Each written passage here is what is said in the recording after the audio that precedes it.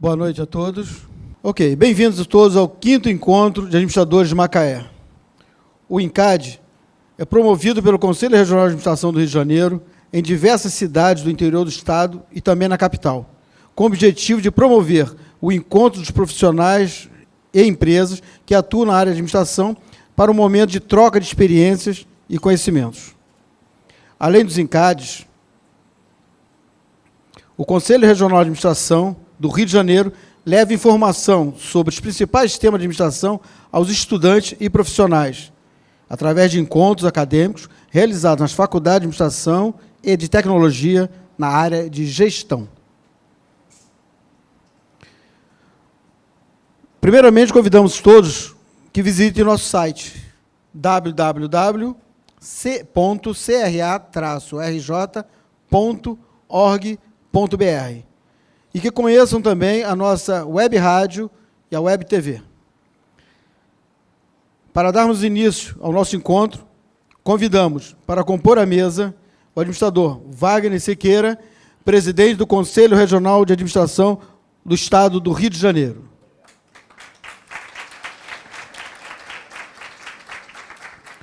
Convidamos também o administrador Gerson Rocha, conselheiro do CRA-RJ. Como nem tudo é perfeito, vou consertar uma falha aqui. Eu não me apresentei. Eu sou Francisco de Jesus, eu sou vice-presidente de fiscalização do Conselho Regional de Administração do Estado do Rio de Janeiro. Consertada a falha. Voltamos.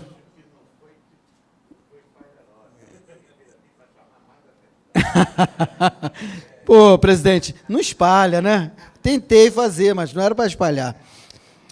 Convidamos aqui o administrador Jorge Adegas, representante da Casa do Administrador na região Norte Fluminense 1, com sede em Macaé. E pelo movimento aí, eu acho que ele trouxe o grupo para aplaudir ele, né? Deu para notar. Convidamos também a administradora Marta Almeida, coordenadora de interiorização do CRA-RJ.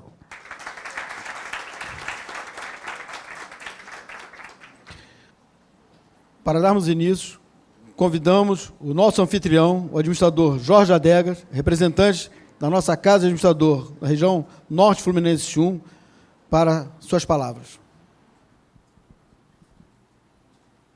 Obrigado, conselheiro.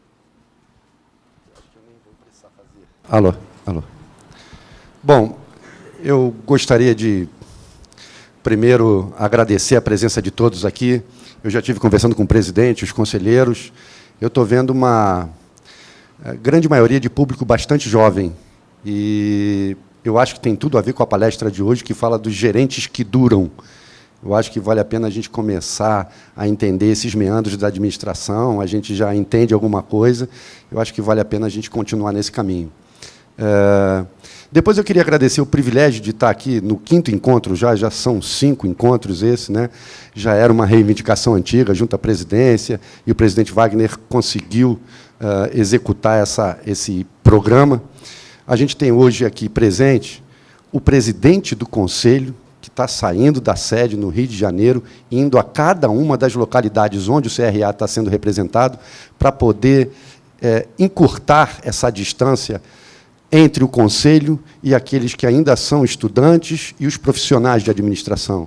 Isso é uma iniciativa que eu não me furto de elogiar o tempo todo, ano após ano, justamente com o intuito de promover a ciência da administração como um todo, né? A gente, de repente, é até suspeito de falar, mas a gente considera que a maior parte dos problemas que a sociedade vive hoje advém da falta de gestão. E o presidente tem encurtado esse caminho no intuito de dirimir algumas dúvidas eventuais que existam e aprimorar mais conhecimentos e informação também. Ainda estão presentes aqui mais 2 conselheiros do Conselho que estão acompanhando o presidente. Enfim, eu acho que é um privilégio para nós aqui, para a delegacia de Macaé em particular, e agradecer mais uma vez a presença de vocês, da Marta, de toda a equipe que se deslocou do Rio de Janeiro para vir para cá, e de todos vocês, os principais atores desse processo. Muito obrigado mais uma vez e tenhamos uma boa noite.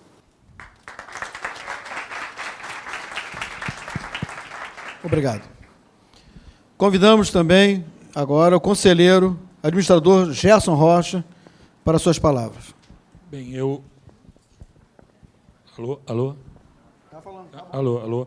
Bem, eu só vou fazer 3 colocações, até pelo tempo da gente, que o mais importante é a nossa palestra, a importância da informação fora da sala de aula. Eu sou coordenador também de curso de uma faculdade no Rio, e o que agrega na formação de vocês participarem desses eventos externos, né? Hoje, a boa formação ela não está restrita à sala de aula. Então, é importante que vocês, cada vez mais, participem desses eventos.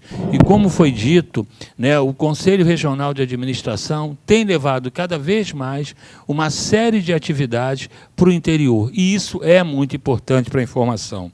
E já também da importância, eu acho que, às vezes, o estudante ele não valoriza, né, a facilidade que hoje ele tem de ter acesso à formação superior. Nós fazemos parte de uma minoria privilegiada que ainda pode, a gente vê pelos meios de comunicação, né, a falta de acesso à educação. E nós fazemos parte, eu digo nós porque nós também, já formados, temos que continuar nos atualizando. Então, é importante, nós fazemos parte, como eu disse, de uma minoria privilegiada que tem acesso à informação, que tem acesso à educação. E hoje eu estava lendo no jornal, para finalizar, eu estava lendo no jornal que hoje o mercado de trabalho valoriza muito mais em relação a salário quem tem nível superior. Então, se você tem um objetivo de melhorar na vida, não só culturalmente, mas também financeiramente, hoje você percebe que quem tem nível superior tem muito mais facilidade de acesso a um bom emprego. Era essa a colocação que eu queria fazer para vocês. Eu falo para vocês como se estivesse falando para os meus alunos, que eu falo constantemente isso para eles. Então, sejam muito bem-vindos. É um prazer estar aqui com vocês, tá? Inclusive, como eu falei na entrada, onde tem meninas tão lindas, realmente. Ok. Obrigado, Gerson. Agora, solicitamos ao nosso presidente, administrador Wagner Siqueira, que fale suas palavras, sua oração de boas-vindas. É sempre um prazer renovado estar aqui em Macaé, um dos centros certamente mais dinâmicos da vida do Estado do Rio de Janeiro no cotidiano, hoje em dia, né? Certamente não foi assim no passado, é hoje no presente e será amanhã no futuro. Mas quero fazer hoje um convite a vocês, muito especial, reiterando o que temos falado nos últimos 2 anos. Acessem a rádio web do Conselho, a TV web, agora pelo smartphone, pelo iPad, pelo seu computador. Quando você está trabalhando lá no trabalho, fica com a rádio ligada do Conselho. Boas músicas e belas notícias e dicas de administração todo o tempo. Se dispõe um pouco mais de tempo, liga na televisão. Daqui a 10, 15 dias, né? Não é isso, Felipe? Nós vamos estar com esse evento também na televisão e você vai poder revê-lo se quiser, né? Como tem outros eventos em outros municípios, em outros locais. No Rio de Janeiro, na cidade e por todo o interior. Mas não basta isso. É preciso que a gente tenha acesso a uma literatura que nem sempre é acessível e que nem sempre é possível de se verificar, que são os livros clássicos de administração. Alguns desses livros, muitos deles, já estão no site do Conselho, na biblioteca virtual do Conselho, digital. Vocês vão lá, acessem isso, vão conhecer livros que, às vezes, nem foram traduzidos ainda. Nós estamos, alguns deles já traduzidos. Tenham acesso a isso. A gente fala de Maslow, fala de Herzberg, o professor fala isso, mas poucas vezes, temos um colega profissional aqui presente, nem sempre a gente teve acesso diretamente a esse texto, a essa literatura, a esse compêndio. Vocês estão tendo essa oportunidade através do Conselho. Então, Isso é o que vocês precisam estar no site. Há muitas outras coisas no site, o filme antes estava passando aqui, uma série de serviços que estão à sua disposição. Se você ainda não é registrado como sócio, não é associado como estudante ao Conselho, entre na internet, no site do Conselho e se registre, não custa nada. Vai receber a carteirinha, que na pior das hipóteses vai dar direito ao cinema como dá a carteira da faculdade que você cursa. Né? Mas, além disso, você vai ter direito a tudo. Infelizmente, não pode votar nem ser votado para conselheiro, porque tem que ser formado e ter 3 anos de formado minimamente. Mas o resto vai ser exatamente igual. Por quê? Porque a gente quer gerar o processo de consciência profissional. Registrar-se no conselho é um ato de consciência profissional. Quando alguém não se registra e se omite em relação a isso, e diz, para que eu vou me registrar? Nós estamos incorporando, sem perceber, um processo de desagregação que existe no seio da profissão e que nós precisamos tanger para fora, tanger mesmo, tirar dessa nova realidade, acabar com esse monstro e extirpar essas carcaças do desalento, da descrença. Isso só se faz com instituições, entidades representativas fortes, que só são fortes com a sua presença. Mas eu queria também aproveitar um desafio que coloquei o ano passado. O ano passado a gente disse assim, olha, fizemos, em termos de peça de teatro, em 17 apresentações. 16 foram no interior do Estado. Só uma na cidade do Rio de Janeiro. Qual é a minha frustração? Qual é a minha frustração? Agora melhorou. Isso era... Né? Estavam querendo me derrubar. Não. Aí... não faça isso. Qual é a minha frustração? Que não conseguimos aqui ainda em Macaé. Tinha uma colega presente aí, que eu não sei, estávamos conversando agorinha mesmo. Ela lá atrás. Né? Estávamos conversando agorinha mesmo. A gente não conseguiu viabilizar um espaço de teatro para fazermos a peça O Rei Lia. Estamos estreando uma nova peça, O Mercador de Veneza, agora em Niterói, dia 5, e vamos continuar esse circuito. O que eu vou fazer aqui em Macaé? Não aguento. Estava conversando com a Berenice. Não tem jeito. Já que não tem teatro, vamos de filme mesmo. A gente vai trazer o filme aqui numa sessão especial e vamos apresentar o filme. O filme não pode ser de 2 horas, a gente reduz ele para 1h20, 1h30, basicamente, e vamos discutir o filme para que a gente perceba. Assim como vimos o ano passado, com 12 Homens e uma Sentença, como a cinematografia, como o teatro, como a literatura, como a produção artística e cultural tem influência no pensamento dos processos de gestão.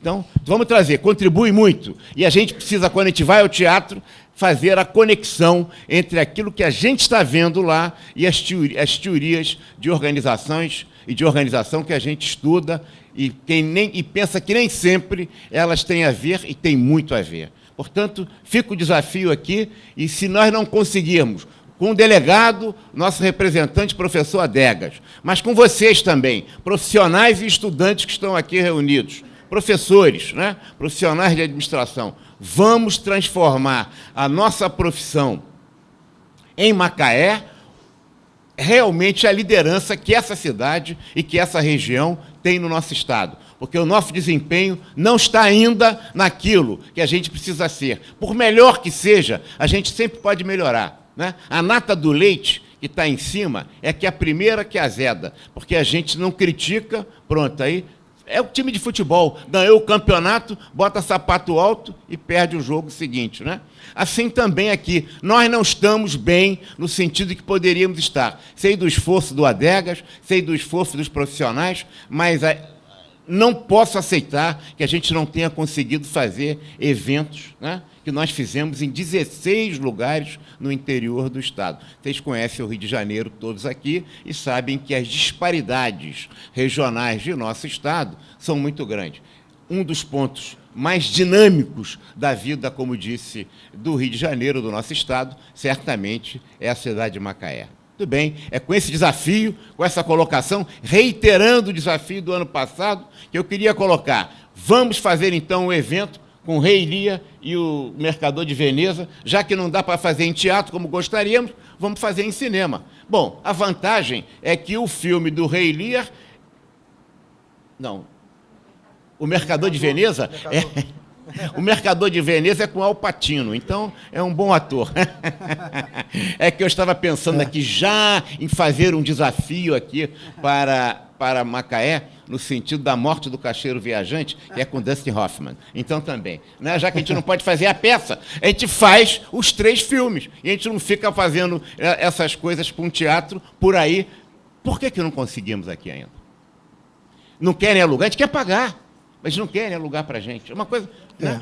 É uma coisa de doido, não é possível que a gente não consiga realizar isso. Eu estou refletindo com isso, uma frustração que vem de dentro. Porque essa cidade merece, os colegas que estão aqui merecem, os estudantes que estão aqui merecem e que acorrem de forma tão carinhosa e simpática. Então, muito obrigado, estamos declarando aberta esse 5º encontro. É um encontro, é uma confraternização, é uma palestra, é uma oportunidade de nos encontrarmos, mas, acima de tudo, é um momento de reafirmarmos o nosso compromisso com a nossa profissão. Você, estudante, que não se registrou ainda como sócio estudante, se registra lá, não custa nada, vai receber tudo direitinho, né? E você profissional, que por acaso não está registrado ainda, está na hora do seu registro profissional. Registro, fiscalização e questão ética profissional. Muito obrigado, muito boa noite, muito obrigado.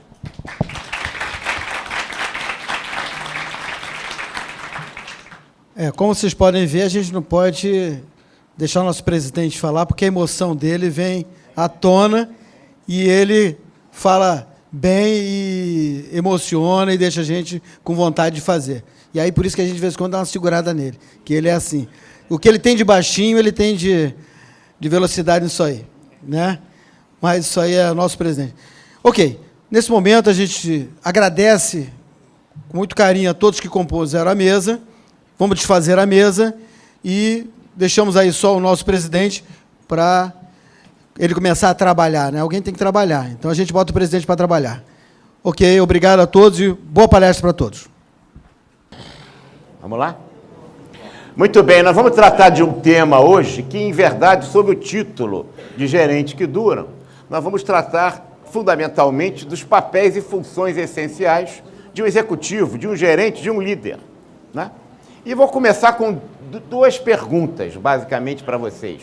Não há nada em administração, se tivesse resposta certa para todos os problemas, reuniríamos todos os grandes autores de administração do mundo inteiro, os grandes experts, os grandes especialistas, e aí, problema A, solução A linha, problema B, solução B linha. E aí faria-se um programa de computador, botava o computador para dirigir a organização, porque o problema A teria a solução que o computador daria, e aí o computador é que dirigiria a organização e não o gerente, não o executivo, não o administrador.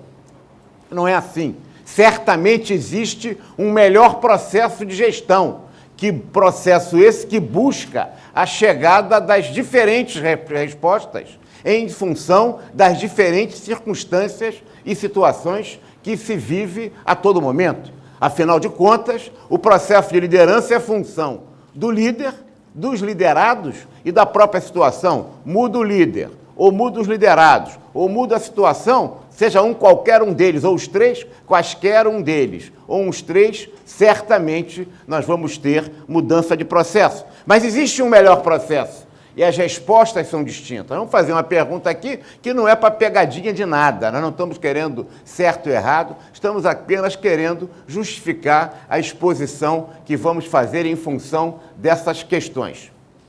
Primeira questão aqui. Complicou. Vamos lá. Se eu tivesse que perguntar a vocês, livremente, qual é a proposição correta? O sucesso de uma organização depende principalmente daqueles que executam, às vezes, nos níveis hierárquicos mais baixos, as decisões tomadas nos níveis superiores. De nada adianta decidir bem se a execução é falha. Tá, tem uma a mais aqui, vai ter que tirar, hein? Tá certo? O sucesso de uma organização depende principalmente daqueles que têm responsabilidade pela tomada de decisões, ou o sucesso de uma organização depende tanto dos que decidem quanto do que executam. Decisão e execução têm igual importância para o sucesso organizacional. A pergunta de provocação, repito, não tem pegadinha, nós estamos querendo fazer reflexão, pensar sobre essa realidade. O sucesso de uma organização funciona, é muito importante, depende fundamentalmente da execução, que é a primeira questão. A segunda, depende principalmente daqueles que decidem, ou depende tanto dos que decidem quanto dos que executam. Quem defende a B ou a C? Ninguém? C. Eu posso dizer por esse C uníssono que ninguém discorda disso? Todo mundo pensa aqui no C? É o C? Eu fico sempre muito preocupado, sabe, Adega? Tinha um intelectual brasileiro, chamava-se, né, Nelson Rodrigues, tricolor, né, muito tricolor. Ele sempre ficava contra a unanimidade. Ele falou, cuidado com a unanimidade, cuidado com a unanimidade. Isso me faz lembrar um autor que foi o homem que mais influenciou Peter Drucker. Chamava-se Alfred Sloan. Todo o texto do Drucker tem lá o Alfred Sloan, ele cita, permanentemente. Ele foi consultor do Alfred Sloan. Alfred Sloan foi presidente da GM. Tirou a GM de uma pequena fábrica, indústria automobilística, e a transformou na maior fábrica à época. Antes era a Ford, né? O Ford dizia, o povo americano pode ter o carro da cor que quiser, contanto que seja preto. E o Alfred Sloan dizia o seguinte, não, cada cor de acordo com o seu gosto e com o seu bolso. E ele mudou a cor, chegou a um ponto em 50 que o carro que mais vendia nos Estados Unidos era vermelho. Você veja que interessante como é que as coisas mudam. Ele transformou realmente essa fábrica. E ele tinha uma questão. Quando todo mundo concordava, ele dizia assim, agora não está bom essa decisão. Vamos pensar, tem que ter discordância, tem que ter algum outro ponto. Está todo mundo pensando igual? Vamos decidir amanhã, não vamos decidir nada. Porque ele não queria unanimidade, ele queria sempre a divergência. Está todo mundo achando que é a C mesmo? Ah, por quê? Já começou aí. Por que é A? Diz por quê? Só para... O que é democracia? Democracia é a convivência da maioria com a minoria, em que a minoria tem a oportunidade de explicar o seu ponto de vista, tentando transformar em maioria. Lembra quem viu aqui o filme o ano passado, 12 Homens e uma Sentença? Era isso. Era 11-1, virou 12-0, né? Então, como é que é isso? Não estou dizendo que nem estou esperando fazer pegadinha. Por que o A? Ela defende o A, mas não sabe por quê? Hein? Ninguém defende a B? Entre A e C. Por que entre A e C? O sucesso depende principalmente da execução, né? Se você não tiver um plano, se você tem um plano bem definido, mas não tem quem execute, ele não vai dar andamento. Vocês ouviram o que ele falou? Ele falou o seguinte, se você tem um plano muito boa observação que ele faz. Se você tem um plano bem definido, bem planejado, tudo bem organizado, mas você não executa bem, não tiver quem execute, não adianta nada. Não tiver uma mão de obra qualificada. Tá certo isso? Eu falei, qual é a proposição correta? As três são corretas, certamente, mas a mais correta, enfim, estamos querendo raciocinar, vamos passar para a próxima. O que seria mais disfuncional, só para a gente trocar aqui as bolas? O que pode causar mais prejuízos, mais malefícios, mais dificuldades para a organização? Tem uma cadeira aqui, ó. O que pode causar, o que vocês acham? O sucesso, o que seria mais? Executar eficientemente uma decisão inadequada, quer dizer, fazer bem feito o que não deveria ser feito. Executar deficientemente uma decisão inadequada, quer dizer, fazer mal feito o que não deveria ser feito. Ou executar deficientemente uma decisão adequada, quer dizer, fazer mal feito o que deveria ser feito. O que é pior para a empresa? O que é mais disfuncional? A 2? A 2, e agora já estamos tendo divergência, hein, Adega? Agora não tem tanto. A 1, por que a 1? A 1 é fazer bem feito o que não deveria fazer. Quem defende a 1? Porque não adianta nada você fazer o melhor, sendo que você está indo para a direção errada. Vamos empurrar o carro, mas o carro está na direção da ribanceira. Vocês ouviram o que o companheiro falou ou não? Eu não vou repetir para quem está mais atrás. Ele disse assim, ó, não adianta nada a gente fazer bem feito o que não deveria fazer. Que a gente vai empurrando o carro para o caminho da ribanceira, não adianta nada.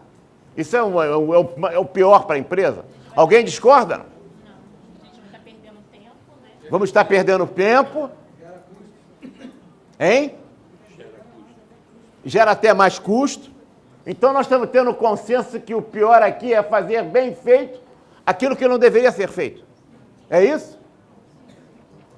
Todo mundo concorda ou não? Não? Então, vamos lá, qual é a discordância? Outra.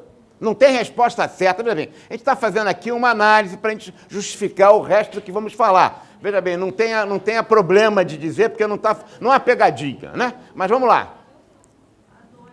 A2, executar deficientemente uma decisão inadequada, o que seria mais disfuncional, o que pode causar maiores prejuízos para a empresa. Eles estão dizendo que o pior seria fazer mal feito o que não deveria ser feito. Hein? Hein? A3, tem um pessoal lá de trás que está defendendo a 3 também com a sua argumentação. Ó. Executar deficientemente, fazer mal feito, uma decisão adequada. Quer dizer, fazer mal feito aquilo que deveria ser feito. Por que vocês defendem a 3? Alguma justificativa assim só para ajudar os companheiros a pensarem diferente? Por que vocês defendem a terceira? Então vamos voltar para a primeira. Eu não entendi bem. Houve um consenso aqui. Nascer, não foi? Foi nascer? O sucesso de uma organização depende tanto do que decide... Não foi nascer? Aí depois mudamos para A. Ah, mudaram para A. O sucesso de uma organização depende principalmente daqueles que executam, às vezes, no nível hierárquico mais baixo, as decisões tomadas no nível superiores. De nada adianta decidir bem se a execução é falha. Tiro 1 aqui, é falha. Acharam que era essa? Ou já mudaram? Ah, agora estou captando a mensagem. A outra pergunta nos levou para si agora. O sucesso de uma organização depende tanto dos que decidem quanto dos que executam. Decisão e execução têm igual importância para o sucesso da organização? Uma organização é um trabalho em conjunto. Né? Organização é um trabalho em conjunto. Se nós trabalhamos em conjunto, Se trabalhamos em conjunto, execução e decisão têm igual importância. Concordam? Sim. Consenso? Sim. Então vamos voltar para outra. Para ver se a gente tem consenso mesmo. Vamos ver aqui, ó. O que seria mais disfuncional? Não é a mais correta, é o que causa mais prejuízo para a organização. O sucesso de uma organização aí, pode ser disfuncional se fazer bem feito uma decisão que não deveria ser feita. É essa? Então não tem igual importância. A número 2, executar mal feito uma decisão que não deveria ser feita. Isso é uma confusão, né? Confuso isso, né? Hein? Não confunde? Pois é, eu estava querendo... Mal feito que não era para ser feito. Bem feito que não era para ser feito. É? E mal feito o que era para ser feito. Nós estamos aqui fazer certo as coisas certas. Ou fazer certo as coisas erradas. Ou fazer errado as coisas certas. Ou fazer errado a coisa errada. Essa é uma questão, esse é o dilema do executivo permanentemente. Do gerente. O papel do gerente, estamos falando de gerentes. Gerentes que duram. Do papel do executivo. Vejam bem, vamos trabalhar esses dois temas aqui. E vou tentar discutir com vocês, não em termos de verdade, de certo ou errado, mas em termos da visão, do ângulo, da perspectiva daquele que tem a função de executivo no ambiente organizacional. Veja bem, um dos conceitos importantes de administrar, temos muitos, mas um importante é administrar é tomar decisões. Administrar é obter resultados. Vimos no ano passado com o 12 Homens e uma Sentença. Administrar é obter resultados através dos outros ou através de terceiros. Né? Administrar, então, é tomar decisões. Por quê? porque a decisão antecede e condiciona a ação. O que nós estamos querendo trazer para vocês não é de forma nenhuma tirar a importância do processo de execução. Quem diria que não fazer as coisas certas seria equívoco? Não, fazer as coisas de maneira correta é também importantíssimo. Nós estamos querendo chamar a atenção para o papel estratégico que o processo decisório exerce no ambiente organizacional, principalmente num país que não é muito afeito ao processo decisório, em que a gente vai logo executando, né? E às vezes não decide o que deve ser feito. O processo decisório é fundamental administrar. Existe um livro, Dwight Waldo, né? O processo decisório, administrar é tomar decisões.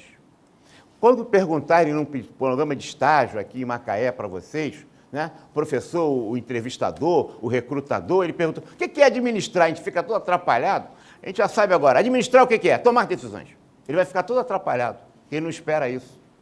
Aí vocês vão dizer, não, o livro Processo Decisório, está lá, ó, a importância do processo decisório. Eu vou tentar trazer para vocês a discussão o tempo todo agora, não para dizer que a resposta que eu estou dando seja correta, não é para dizer que ela é a melhor, a mais adequada, no ângulo, na perspectiva dos gerentes que duram, no ângulo, na perspectiva dos papéis e funções essenciais do gestor, do administrador. Por quê? Porque o foco é a decisão. A execução vem, sim, ela é importante, fundamental, mas ela é secundária. Tá certo? Vamos lá. Executar eficientemente uma decisão inadequada. Quando você faz muito bem feito aquilo que não deveria fazer, e é muito comum, a gente vai tratar disso com calma, é muito comum você mascarar aquilo que está fazendo bem feito, como se ela devia estar sendo feita. Isso que o colega falou, o carro está indo em direção à ribanceira e a gente não tem mais volta. Até que você mascara pela execução correta. Ah, a gente fez um drible maravilhoso, passou pelo adversário, com um gol vazio, chutou para fora. Né? O objetivo é o gol, é o resultado, é a meta. Mas vamos lá. Próxima. Vamos lá. O processo do condicionamento do comportamento humano das organizações. Eu quero trazer, então, a vocês a reflexão da importância do processo decisório, sem diminuir, evidentemente. Eles não têm igual importância. Dependendo da decisão que você vai tomar, a execução virá a reboque. Se a decisão foi A, a decisão vai ter que ser conexa a essa... A execução vai ter que ser conexa a essa decisão. Se a decisão foi B, a execução vai ter que ser conexa à decisão B. Portanto, a decisão ela vem depois a execução vem depois da decisão. Por isso ela é mais importante. Nós é que não nos preocupamos, depois a gente acerta. Não é bem isso. Por isso que a gente tem tanto desperdício. Os programas de gestão iniciais da administração científica se iniciaram exatamente no combate ao desperdício. Se nós olharmos o processo de desperdício da sociedade brasileira hoje, a gente vai ver que a gente não chegou nem aos primórdios da administração científica no começo do século XX, com Taylorismo, com Gulick, com Fayol, né? com Fordismo, que era a racionalidade e o combate ao desperdício. Esse era um princípio básico. Por quê?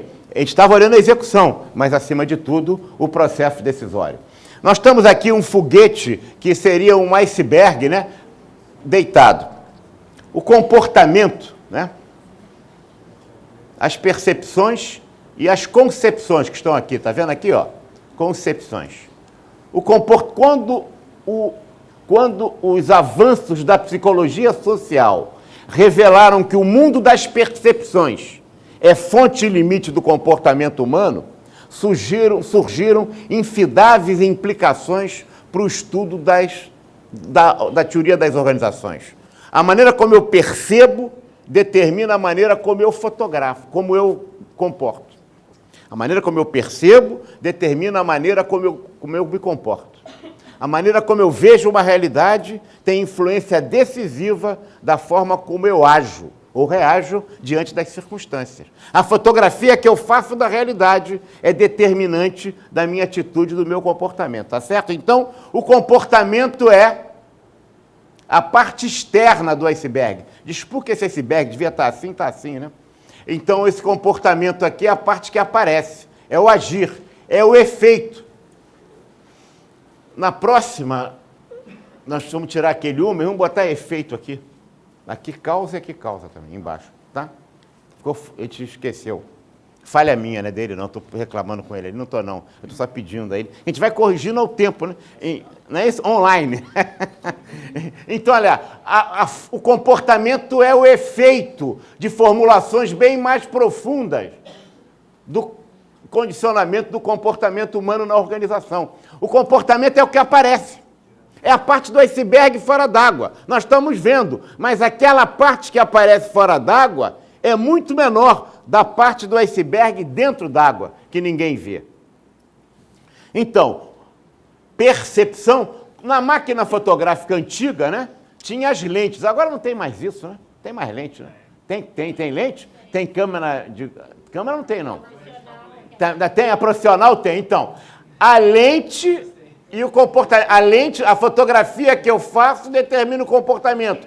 Se eu quiser acertar comportamento, eu tenho que verificar e checar as percepções. Porque a percepção está condicionando o meu comportamento. Com percepção, causa. De comportamento, efeito. Percepção é o sentir. Tá certo? É o perceber. Comportamento é ação. É a reação. Tá claro? Muito fácilzinho isso, né? Muito simples. Mas acontece que até a ciência do direito coloca em xeque a testemunha ocular. Porque quem viu um fato, conta cada hora, conta diferente, né? A gente começa a fazer essas experiências e pesquisas de pessoas contando o mesmo fato, um contando para o outro, a história vira completamente outra no final da linha, né? Porque cada um, quem conta um ponto, aumenta um conto. Quem conta um conto, aumenta um ponto. Né? E a gente vai falando, as pessoas percebem diferente. O mesmo texto, digitado da mesma maneira, é interpretado por pessoas, dependendo da posição na organização, dependendo da experiência, dependendo da sua origem profissional, ela interpreta, percebe aquilo de uma maneira ou de outra. E aí a gente foi mais longe. As percepções variam. A gente saiu da lente da máquina fotográfica e fui para a câmera escura. Ela está dizendo que ainda tem câmera escura na máquina fotográfica de profissional, né? Não é isso? Está vendo?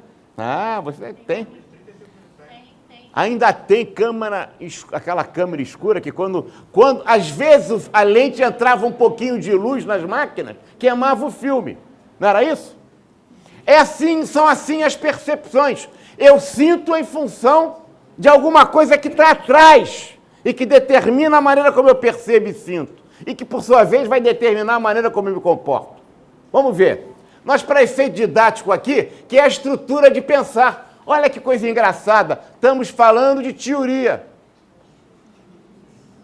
E vocês que não gostam de teoria, né? Nada mais prático do que uma boa teoria. Ao contrário, a gente pensa, né? A gente pensa que teoria na prática é diferente, não. A teoria está ruim, é inadequada. A boa teoria determina uma boa prática. Vamos lá. Estrutura de pensar aqui. Eu estou dividindo para efeito didático em 3 dimensões. Dimensões aqui de concepções.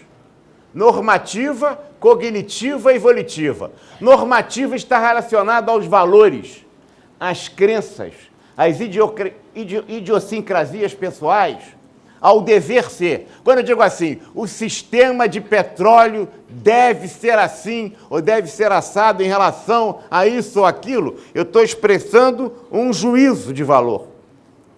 O dever ser. O sistema de pessoal na Petrobras devia ser assim ou devia ser assado? Outro juízo. Em verdade, eu estou falando aqui de mentalidade, vulgarmente. Se quiserem chamar isso cientificamente, isso é o caráter. As organizações, as pessoas, as organizações que são o conjunto das pessoas convivendo em conjunto, têm a mentalidade, tem o caráter, tá certo? Tem o conjunto de valores. tem as suas ideologias, as suas opções éticas.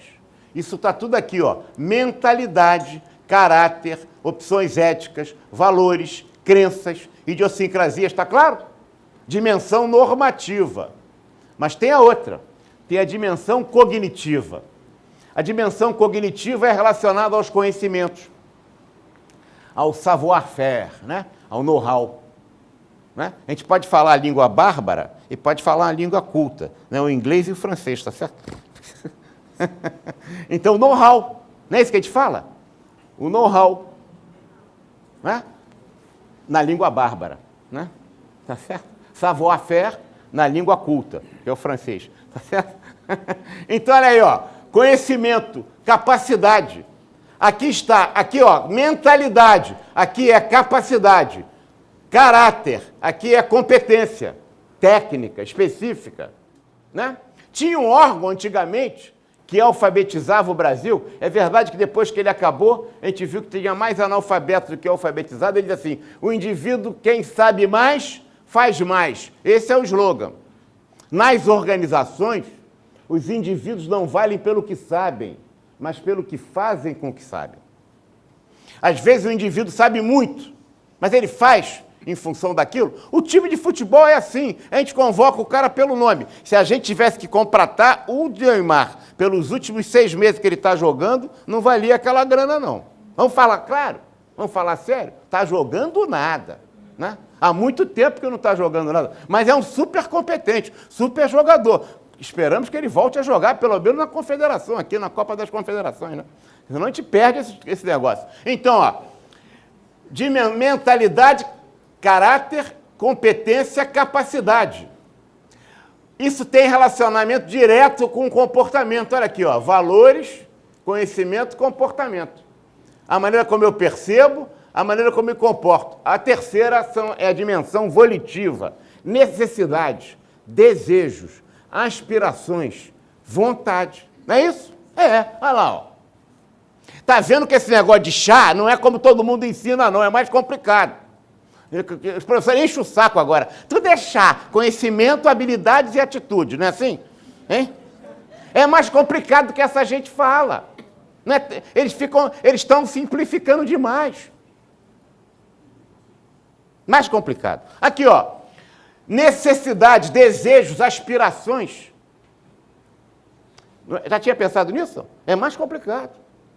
Então, ó, caráter, capacidade, vontade. O Neymar pode não estar jogando tão bem, pode ser por vontade, mas pode ser por caráter, mentalidade, por conhecimento, não é, ele sabe. Né? Então, varia. O problema da organização, daquele grande técnico, daquele grande profissional, é caráter, é competência ou é vontade? A gente tende a achar que é sempre alguma coisa, equivocadamente. Ah, fulano de tal está produzindo muito pouco. Ah, possivelmente, ó, tem que dar um cursinho de motivação nele. Ele está sem vontade. Vamos dar motivação. Ah, fulano de tal está produzindo muito pouco. Dá mais treinamento para ele. Querer ensinar futebol para o Neymar é complicado, não dá. Mas pode ser que ele esteja desmotivado. Necessidade, vontade. Pode ser que ele esteja com valores, atitudes, com as opções éticas, pensando lá na menina lá de espanhola, né? Que já está perdido, pensando em Barcelona, né? Dolores Sierra, que vive em Barcelona, à beira do cais. Lembra dessa música, dela? Antiga, eles não lembram, não. Né? Da Sarita Montiel, imagina. Agora eu fui buscar lá no... longe, né? Fui buscar longe. Sarita Montiel é demais. Olha aqui, ó. Oh, ninguém sabe, eu não sabia, vou saber agora. Aqui, ó, vamos dar um exemplo disso para a gente continuar. Tá simples isso, não tá? Vamos pensar aqui, ó. Vamos pensar, por exemplo, naquele namorado de vocês, marido, naquele chefe que vocês têm, naquele chefe que você é, naquela chefe que você é também, que tem, diz assim, como é que ele é muito duro, ele tem um conceito de que palavra de rei não volta atrás. Alguém já falou isso para vocês, João? Nunca? Nunca? Vocês já falaram isso para alguém, não? Nunca? Dele. Palavra de rei não volta atrás? É necessário que os subordinados sintam a responsabilidade por aqueles que têm autoridade pelas decisões. Isso é uma teoria de chefia. Certo ou errado, eu não estou discutindo. Estou dizendo que essa é uma teoria que pode ser correta ou errada, mas que existe. Como é que esse chefe que tomou essa decisão vai perceber? Olha aqui, essa é a estrutura de pensar. Como é que ele vai perceber uma decisão que ele tomou e que não está tendo bons resultados? Ele vai pensar assim, ele fica numa dúvida. O que é pior? É voltar atrás ou manter a decisão assumida? E ele fica em dúvida. Será que eu voltar atrás vai pegar bem? Não vai ser pior? E aí ele chama um programa de computador, chama a técnica mais elaborada do processo decisório. O computador faz até fumaça. E ele vai decidir agora. Saiu a decisão. Agora não tem mais jeito. Decidir está decidido. Mas por quê, chefe? Porque a palavra de rei não volta atrás. Se eu quiser mudar o comportamento desse gerente, não adianta dar 10 mil cursos a ele ensinando como é que ser chefe democrático, como é que deve voltar atrás, como é que ele deve proceder num processo de participação e desenvolvimento dos seus subordinados. Ele vai ter que ter a necessidade aqui e o caráter, as opções éticas. Se não juntar as três, não vai mudar a percepção e ele vai continuar mantendo o comportamento. Sabe aquele professor que diz assim, isso aqui é para ensinar em sala de aula, mas no batente, que nem rente, que nem pão quente, a gente tem que decidir, é diferente? Porque ele está apenas expressando uma dimensão cognitiva e não uma dimensão que envolva os seus valores, as suas opções éticas, a sua mentalidade, o seu caráter e também a vontade e a necessidade. Está claro isso? Vou dar outro exemplo. Tem chefe que diz assim, funcionário é indolente, preguiçoso e interesseiro. Para conseguir os melhores resultados, tem que apertar mesmo ou arrumar uma gratificaçãozinha. Porque, como eu falei ano passado, o cachorrinho só anda quando a gente chuta no traseiro, o técnica do CB, lembram? O CB? Chute no traseiro. Ou senão, quando a gente balança o ossinho para o cachorrinho andar. Como é que esse chefe que pensa isso vai perceber o desempenho, na avaliação de desempenho, por exemplo, de um subordinado que não está correspondendo na avaliação dele? Ele vai perceber. O que ele vai fazer? Aperta o fulano, cobra o trabalho dele, cobra mais resultado. Como é que a gente pode arrumar uma gratificaçãozinha para ele se motivar? Vejam que o conceito de liderança desse cidadão determina a forma como ele percebe, que vai determinar o seu comportamento. Se eu quero mudar esse comportamento desse gerente, não basta mudar o conhecimento. Há que mudar também as opções éticas, os valores, as crenças, vale dizer, a mentalidade. E há que mudar também as necessidades, as aspirações, os desejos. Portanto, essa caixa preta aqui, tá certo? Da máquina fotográfica, é a estrutura de pensar, é a teoria. Que a gente reclama tanto dela. Nada mais prático do que uma boa teoria. Por quê? Porque a teoria vem da prática, da análise, da reflexão da realidade, construindo aquilo que é válido e legítimo, ou rejeitando aquilo que é inválido e ilegítimo. Está claro ou não? Vamos continuar. Pois não, fale. Você está dizendo que as mudanças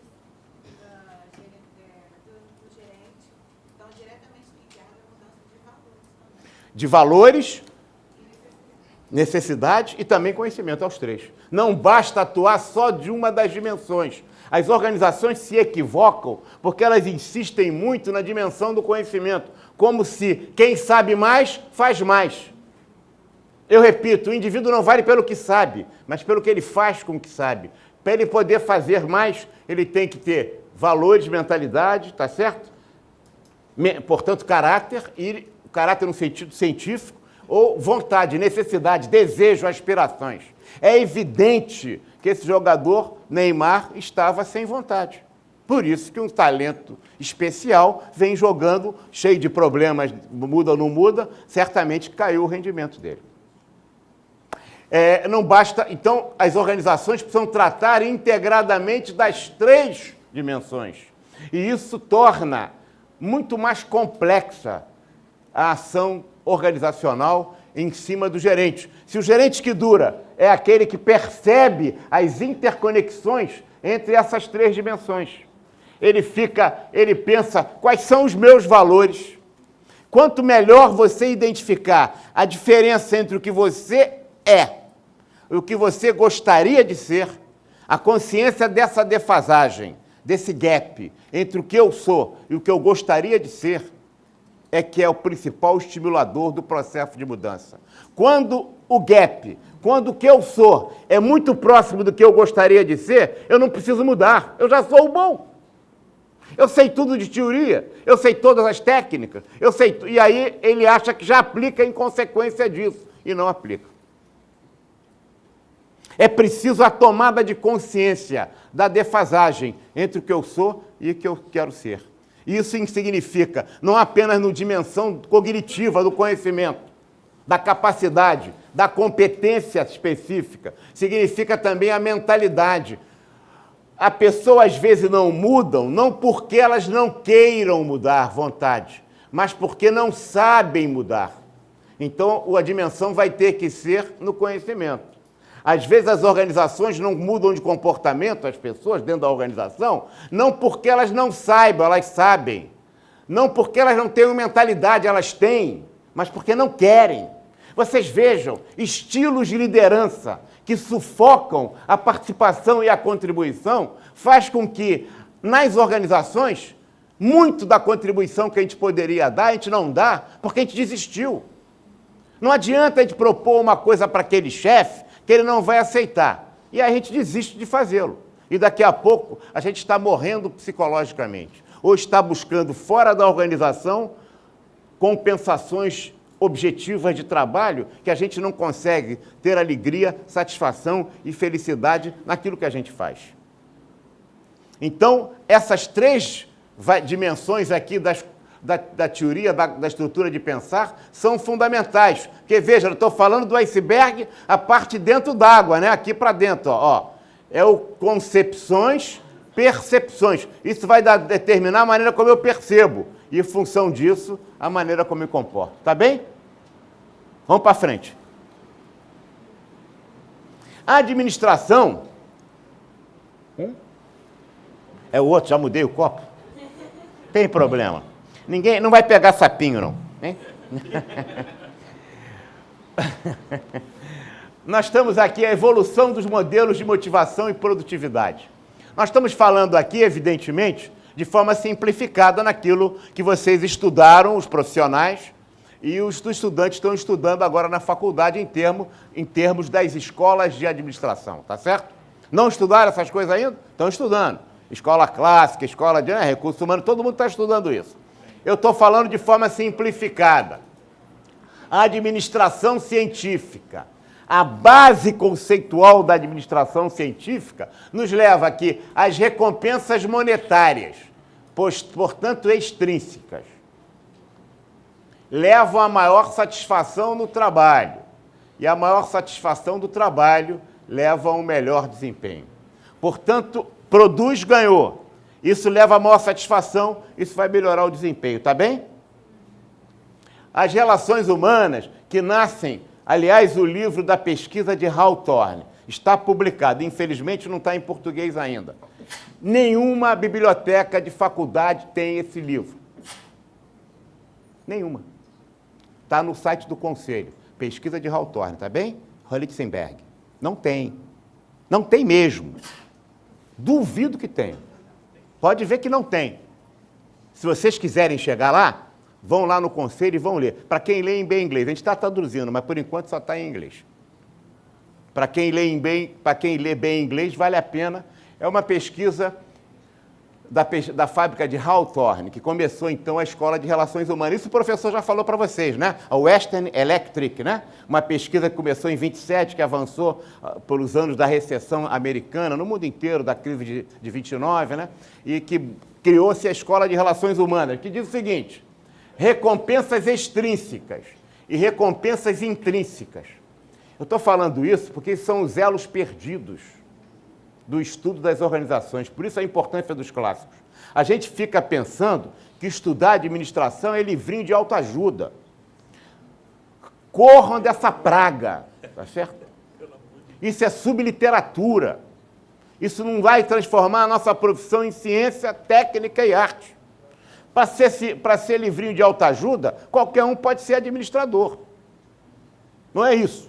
Uma profissão se fundamentam, tá certo, em ciência, em estudos com base de pesquisa, e não em palpite de um sujeito que resolveu escrever como fazer amigo e influenciar pessoas. Tá certo? Olha aqui, ó. Relações humanas, recompensas extrínsecas e intrínsecas levam à satisfação no trabalho e a satisfação no trabalho leva ao melhor desempenho. Por isso que teoria X, teoria X linha. Por isso que o chute no cachorrinho, no traseiro do cachorro, e o balançar o ossinho, como disse ano passado, eles são iguais. Eles descreem ambos na natureza do homem no trabalho. A escola moderna de relações humanas, né, de ciência do comportamento, diz assim, ó, o desempenho, aquilo que o indivíduo faz, o próprio trabalho, tá certo? Se forem sustentadas, baseadas em recompensas extrínsecas e intrínsecas, aí salários, reconhecimento do trabalho, né, gratificação naquilo que a gente faz, isso, se essas recompensas são equitativas, a gente vai ter maior satisfação no trabalho. Portanto, a satisfação não é um meio, é o fim do processo. O processo se inicia com o que o indivíduo faz. Se eu tratar bem uma pessoa, um funcionário, um trabalhador, ele vai ficar não insatisfeito, vai ficar no ponto zero. Se eu tratá-lo muito bem, ele vai continuar no ponto zero. E vai me perguntar daqui a um mês, o que o senhor tem feito por mim ultimamente, hein? É sempre assim. Eu já te falei aqui para vocês, eu almoço aqui hoje. Se eu ficar 3 dias sem almoçar, eu vou querer comida desesperadamente. Sempre volto ao ponto zero. Não há comida que não me leve a querer mais comida. Não há aumento que não me leve a querer mais aumento. Não há benefício que não me leve a querer mais benefícios. Não há recompensa que não me leve a querer mais recompensa. É sempre assim. Isto não tem jeito. A empresa fica... Você é um ingrato, não reconhece o esforço da empresa. Mas o salário, refeição, o cheque, como é que chama isso? Ticket de refeição, aquela porcaria que o conselho paga para vocês, quando é que vai dobrar? Pô? É natural que o cara fale assim. E por mais que eu dê, o telefone está tocando de alguém, não é o meu, não. Por mais que eu pague, eu vou ter que pagar mais. Por mais que eu dê recompensas e benefícios extrasalariais, eu vou ter que fazê-lo em maior quantidade e em melhor desempenho. E quanto mais eu der, o indivíduo não vai ficar satisfeito. Ele vai ficar não insatisfeito. O que vai fazê-lo ficar satisfeito é o próprio trabalho.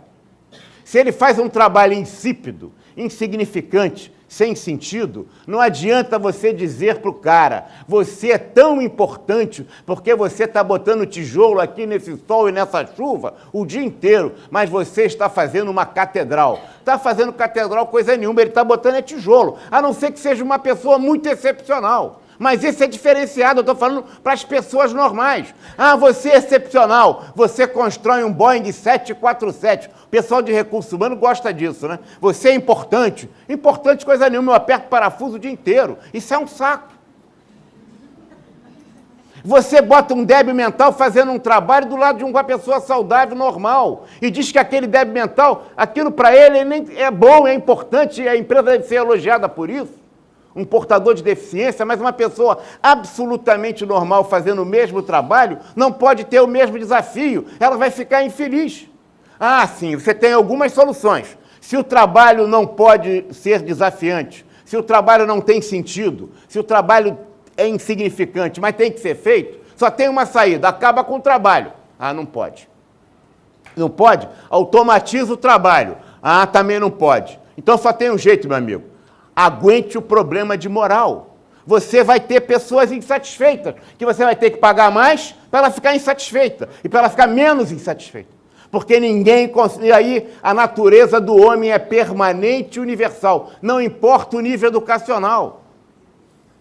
Pode ser o operário mais simples, o servidor mais simples e o intelectual mais elevado, cada um nos seus níveis. Vão efetivamente reclamar que, nesse sentido, eles são rigorosamente iguais, como seres humanos, no tempo e no espaço. As pessoas não são diferentes nem no tempo, nem no espaço, nem nos cargos que ocupam.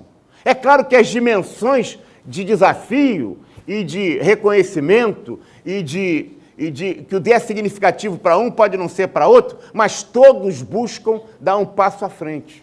Todos buscam um trabalho que tenha sentido para ela, que tenha significância. Então, o grande desafio do gerente que dura não é como eu trato bem as pessoas, eu vou ter que tratá-las cada vez melhor. E não adianta ficar reclamando que elas são ingratas, que vão ser sempre ingratas. É natural que seja assim. Eu vou ter que aguentar isso como gerente, mas eu vou ter que estar preocupado. Além disso, isso é pré-condição higiênico, preventivo e ambiental. Melhora o meio ambiente, mas não impede que a pessoa fique doente. Ela fica doente pelo aquilo que ela faz. E aquilo que ela faz é que é fundamental. E é isso que o gerente que dura está preocupado. O que o meu subordinado faz? Quais são os trabalhos do membro da minha equipe que possibilitem para eles engajamento, envolvimento, participação? O que é, né, o sanduíche de ovos com presunto? A galinha está envolvida, botou o ovo e caiu fora. O porco não, está comprometido, ele deu um pedaço dele para fazer o presunto. As pessoas comprometidas são aquelas que participam, que têm voz, que têm vez, que formulam e que, portanto, influenciam naquele processo decisório. E, com isso, elas têm compromisso, comprometimento, tá certo? Com aquilo que estão fazendo. Então, como comprometer as pessoas para que eles sejam porcos no processo decisório e não galinhas, com ovo e com presunto, tá certo? Então, a satisfação, portanto, é resultante daquilo que as pessoas fazem. Uma coisa é como eu uso as pessoas, como eu trato as pessoas. Outra coisa é como eu uso as pessoas. Eu tenho que tratar as pessoas cada vez melhores, cada vez pagar melhor, cada vez ter mais reconhecimento. Mas se eu não cuidar de como eu as uso, como eu utilizo os seus talentos, como eu possibilito o crescimento e o desenvolvimento deles, seja o servente, seja o engenheiro nuclear, eu vou ter problema de moral, de insatisfação, de irrealidade. A maior parte das organizações, hoje, nós estamos falando de um conjunto de organizações no mundo hoje, não estou falando do Brasil apenas, onde o drama do burnout, da síndrome de burnout, do esgotamento físico e psicológico, está levando cada vez mais as pessoas ao suicídio. Suicídio em todo tipo de indústria. Claro que no Brasil a gente não tem estatística disso, né? Mas em países desenvolvidos, mesmo na China, a gente já tem cada vez mais os casos. Estados Unidos, cada vez mais, não é só na França Telecom, mas em todas as organizações, o número de suicídios provocados pela forma de trabalho e como as pessoas se relacionam faz com que o número de suicídios cada vez cresça mais. Vocês estão a par disso, não é isso? Nunca ouviram falar nisso? Não? Nunca ouviram? Já. Isso é um dos dramas mais graves do mundo contemporâneo. É a taxa absurdamente crescente de suicidas dentro da organização provocada pelas relações do trabalho. Não é pela maneira só como eles são tratados, é pela maneira como eles são usados. Vamos lá. Próxima. Então, quando a gente pega o Maslow, cujos livros estão publicados, todos eles, alguns até com mau português, mas eu admito que já estão até traduzidos. E o Herzberg está traduzido também? Também. Os livros do Herzberg. Frederic Herzberg, Enriquecimento do Trabalho. Nós vamos estar nesses dois, Abraham Maslow e Frederic Herzberg.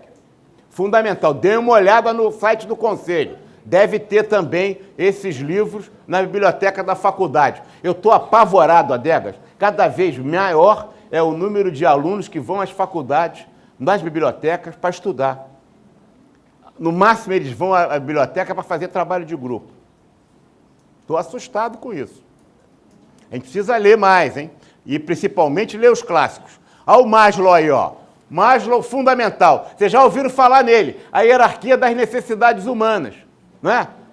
Necessidades fisiológicas, necessidades de segurança, sociais, né? De autoafirmação ou egocêntrica. E aí, ó, o Herzberg pegou o Maslow e fez ali, ó, e viu na pesquisa que há fatores higiênicos e a fatores motivadores. Os fatores motivadores que levam à autorrealização no trabalho normalmente estão relacionados àquilo que o indivíduo faz, que é o próprio trabalho, ao sentido de progresso e desafio, ao sentido de reconhecimento, ao sentido de crescimento, ao sentido de desafio para mim, para cada um das pessoas, independentemente do nível. Isso não foi feito só para engenheiro nuclear, mas para todo tipo de trabalhador, com base em pesquisa. Não é palpite de monge ou executivo, essas coisas malucas que a gente fica ensinando como se fossem sérios e os alunos ficam acreditando.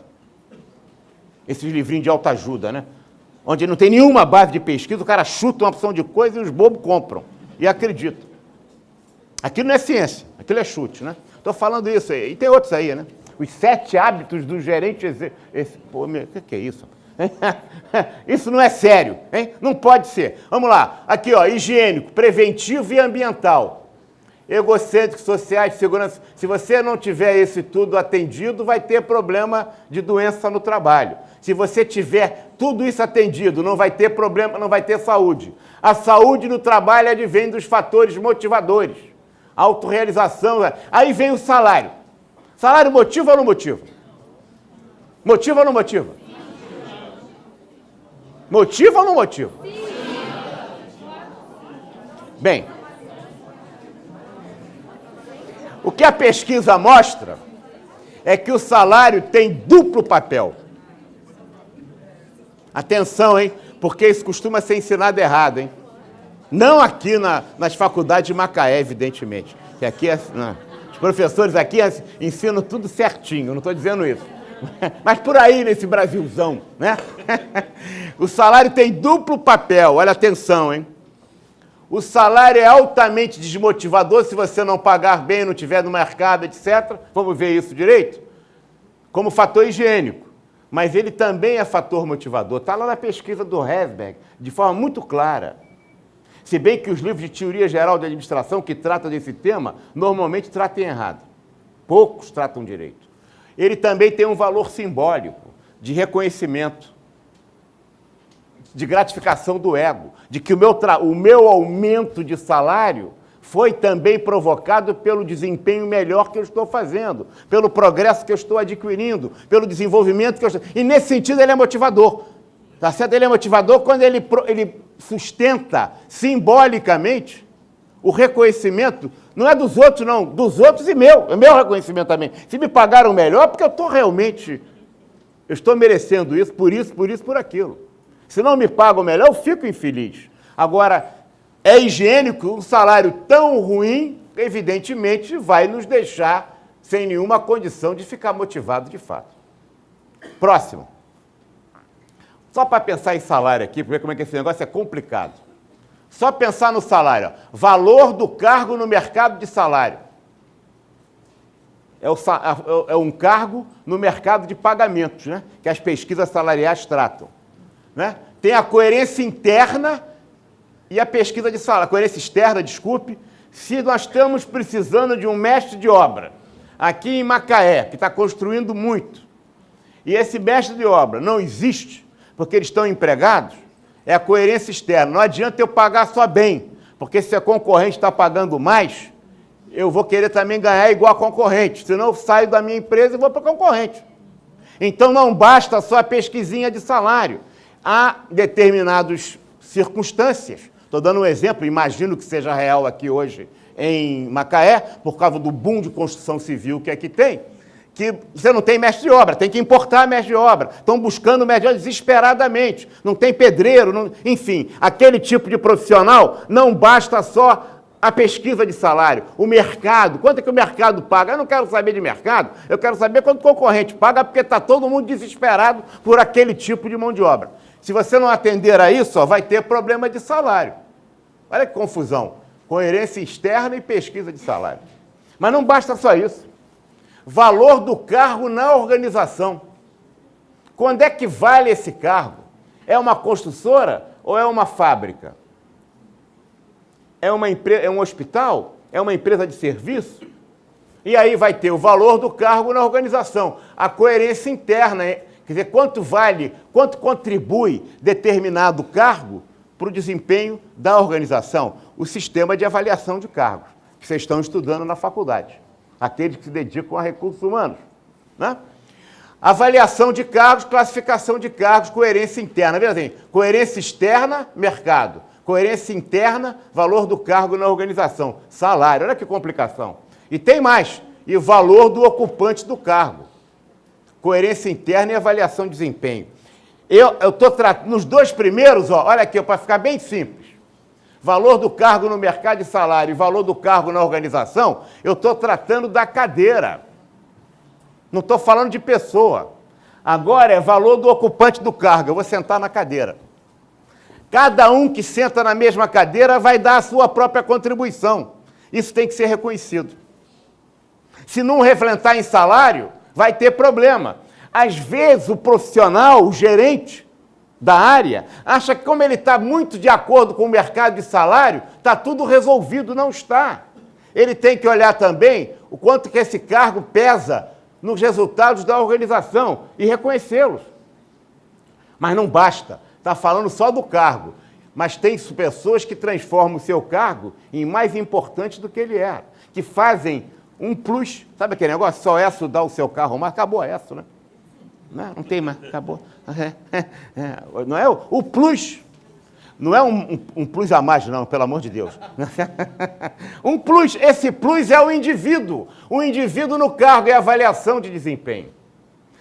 Você não pode comparar engenheiro com digitador, o engenheiro com os engenheiros, digitadores com digitadores. Neste cargo, quem é o melhor aqui? Dos engenheiros, do digitador. Quem é aquele que tem melhor desempenho, um desempenho diferenciado? Por melhor que seja esse cargo avaliado na empresa e por melhor que ele seja considerando o mercado de salário. Está claro? E lembre, salário é os dois papéis. Ele é higiênico e motivador. Se você não pagar melhor, vai ter um indivíduo desmotivado. Se você pagar melhor, não quer dizer que vai ter um indivíduo motivado. Próximo. Aí, ó, revolução conceitual da administração, de execução racional para decisão racional. Durante muito tempo, se pensou na administração com foco central no processo de execução. Continua sendo importante, evidentemente, a execução. Não estou dizendo que não seja, ainda mais nesse país de desperdício, nesse país em que a gente faz coisas a muito maior custo do que devia, onde a gente não tem nenhuma racionalidade de processos, né? Mas a gente está chamando a atenção para a importância do processo da decisão racional. Por mais racional que seja, ela sempre vai ter um componente emocional, porque, felizmente, o ser humano não é só razão, ele é fundamentalmente emoção também. E as concepções, os conceitos, lembra lá do nosso iceberg, né? Invertido. Sempre as concepções, a mentalidade, as necessidades, né? O conhecimento vai influenciar na maneira como você percebe a realidade.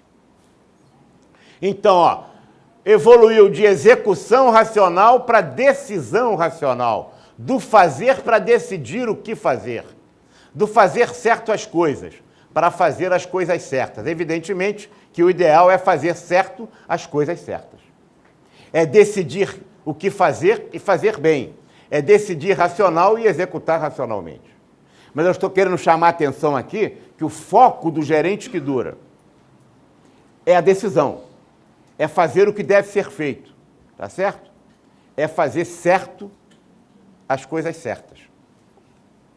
Ele está preocupado fundamentalmente no processo decisório e, em função disso, ele vai ajustar e dar a maior eficiência possível à decisão que é através da execução. Está claro? Continuemos. Olha aqui, por que isso? Analogias equivocadas. Burocrático é registro, anotação, fichário. Esse é um dos conceitos equivocados que perpassam o mundo da empresa no Brasil ainda. E a gente tem um problema sério de gestão por isso. Burocrático é registro, anotação, fichário. Burocrático é administrativo. Logo, administrativo é registro, anotação, fichário. Já dizia o velho Fayol, né? As funções administrativas. O que é administrar, dizia o Fayol? POCCC, não era isso? Planejamento, não lembram disso? Henri Fayol, administração geral e industrial. Nunca ouviram falar nesse cara? Pelo amor de Deus. Pelo amor de Deus. Olha o professor aqui. Então, POCCC. O que é administrar? É tomar decisões. O que é administrar? É obter resultados através de pessoas. O que é administrar? É POCCC. Planejamento, organização, comando, coordenação e controle. Do velho Fayol. Pronto. A gente logo fica... A gente já tem 3 conceitos que na entrevista a gente já se safa. Tá certo? Então vamos lá, ó. Próximo. Eu estou dando um caso aqui real. Isso aqui é um caso de um hospital público no Maranhão. Hospital grande. A gente pode... O caso real aqui, ó. Revolução conceptual. Eu sou da velha guarda, boto com P ainda, né? Tá certo? Não está mexendo ali o barulho. O que acontece? A chefe, a enfermeira-chefe, ela cuida da expedição e requisição de medicamentos. Ela faz o controle do ponto do pessoal. Ela faz a prestação de conta semanal. Ela faz a elaboração do controle de escala de férias das enfermeiras. Ela faz o registro de requisição de pagamento de horas extraordinárias. Ela faz programação de plantões do pessoal auxiliar e registra tudo. Tudo administrativo, tudo burocrático. Importante, claro. Quer acabar com isso? Não. Isso é fundamental. Mas o que ela devia enfocar? Isto aqui tem que ser feito pela unidade dela. Estou com medo do negócio aí. Olha aqui, ó. O que devia acontecer? Planejamento e formulação de programas. Decisão entre metas alternativas. Mobilização e, imagina, na área pública, mobilização e alocação de recursos financeiros. Né? Impossível. Né? O TCU pega ela. Não há nada mais burro do que o sistema de controle do Brasil. Se a gente olhar bem, o sistema de controle da administração pública, isso merece uma palestra especial, um dia, para o pessoal de administração pública. É mais caro do que o risco. O custo do controle é maior do que o risco. Se acabasse os controles, ia ser mais barato. Porque o custo para controlar é pior do que a roubalheira que faz. Pode crer. É impressionante. Olha só como é que tem controle. Você imagina um pobre de um prefeito, aqui de Macaé. Se o Ministério, se a Secretaria do Trabalho arruma uma grana para ele, tem que prestar conta para o Ministério do Trabalho, Secretaria do Trabalho. Mas como dinheiro do Ministério, também para o Ministério, e também para o TCU, e para o Tribunal de Contas do Estado. Aí ele presta tanta conta que, em vez de fazer o projeto, ele presta conta. Parta mais tempo prestando conta do que fazendo o trabalho. E aí vem a 8666, né? Esse negócio, né? O companheiro gosta tanto, não é isso? Que é uma maluquice completa. Né? O custo do controle é maior do que o risco. Vamos lá. Ó. Aí, análise de resultado, mobilização, definição de prioridades, remodelação de objetivos, relações com a comunidade, articulação com o sistema de saúde municipal, estadual. Ela deveria estar fazendo isso. Não quer dizer que isto não devesse se fazer. Mas esse é o foco de um conceito de administração, de gestão, de planejamento, de POCCC do velho Fayol. Vamos lá, para a próxima. Aí fica pior, ó, do POCCC a função de comando ou decisão do gerente que duram. Cada vez mais, ó, planejamento e organização. Estão indo para assessorias, departamentos, órgãos, pessoas especializadas. Comando, coordenação e controle, também para assessorias, departamentos, pessoas especializadas. O que subsiste com um gerente que dura? E o que ele foca fundamentalmente é o comando, portanto, a decisão, a direção. E mais, as decisões programadas e decisões não programadas. As decisões programadas ele delega, ele fica só com o que não está no gibi, que são as funções indelegáveis. Isso é tão simples, mas tão fundamental no processo. Né? O marido enganado é aquele que quer saber de tudo, acaba sendo sempre o último a saber. Eu fui brincar uma vez com isso, até que descobri que era verdade comigo também. A gente pensa que não acontece com a gente pensa que não acontece com a gente. Hein? É terrível, a coisa não é mole não. Então, olha aí, ó. Cada vez mais a direção, o chefe, o gerente que dura, Ele deve ficar, ele transfere para os seus subordinados as decisões que são delegáveis, que são programadas, que se repetem. Para que ele vai ficar decidindo fazer a mesma coisa? Não deixa a Marta chegar perto de você, botar a mão no seu ombro e pedir assim, olha aí, ó, o que você acha, chefe? Você segura, né? Deixa ela decidir, tá certo? Ela vai aprendendo, vai aprendendo. É isso mesmo. Como é que a aguinha aprende a voar? A águia larga a aguinha lá em cima. A aguinha mesmo? A aguinha. E ela vem se virando, vai batendo nas asas e se vira. É isso mesmo. A gente aprende a decidir decidindo. Aprende a rosetar, namorar, namorando. Rosetar é antigo, tem que explicar. Tá certo? Aprende a rosetar rosetando. Tá certo? Todo mundo vai rosetar. Tá certo? Então, olha aí, ó. Olha aqui, ó, e fica, ó, com o indelegável. Aquilo que não, o gerente é para fazer o que não está no gibi. A fecundidade do inesperado é capaz de surpreender o mais importante analista. O gerente tem que estar sempre preparado para o inesperado, para a surpresa. E delegar o que é programado. O que é programável vai para a execução. Fica para ele, ó, de decisão, comando, direção não programado, indelegável. Por isso que a gente fala que o gerente tem que pensar, focando as oportunidades, não os problemas. Os problemas são das assessorias especializadas e dos subordinados, naquilo que é programado. O que não está no gibi, a oportunidade está fora, não está nos problemas. Nos problemas temos só centro de custo. Nas oportunidades é que nós temos os resultados. Próximo. Aqui, ó, vamos dar um exemplo aqui de duas coisas importantes, concreto, daquilo que vocês estão estudando, hein? No cotidiano da empresa, a evolução foi de engenharia humana para ciência social aplicada. Gestão, administração, é ciência social aplicada. Tá certo? É bom que a gente tenha clareza nisso. A organização é um organismo vivo, pessoas se relacionando com pessoas. Luta de poder, ciúme, quem namora quem, todas essas coisas existem.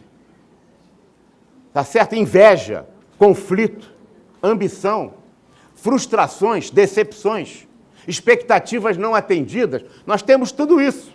Esse é o gerente que dura, que está cuidando disso. Ele precisa de...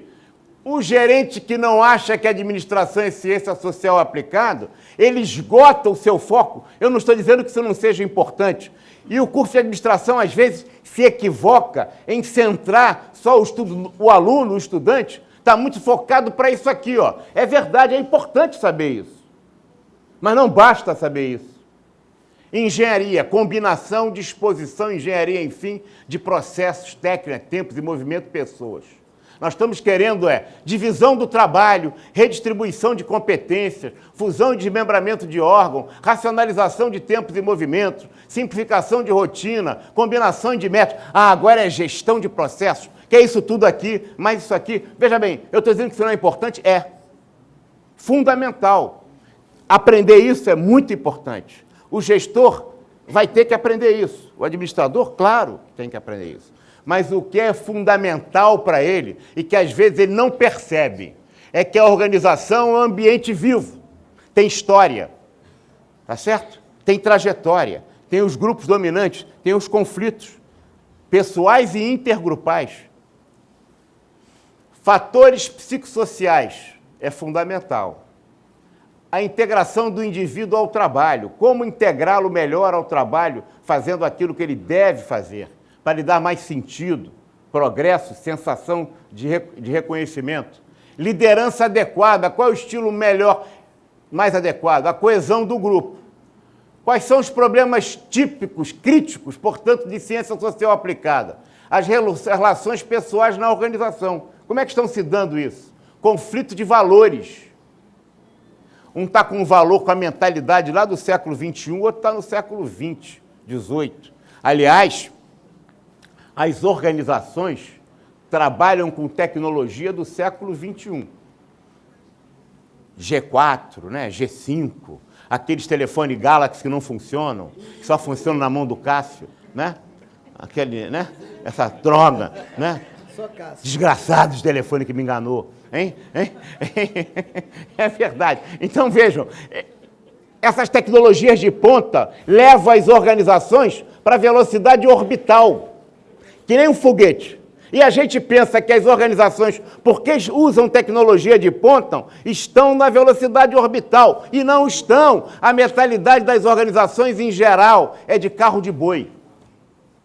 Elas estão no século XIX, no começo do século XX, pensando que estão no século XXII. Não estão. Há uma defasagem enorme entre a tecnologia que a gente usa hoje e a cultura que prevalece dentro das organizações.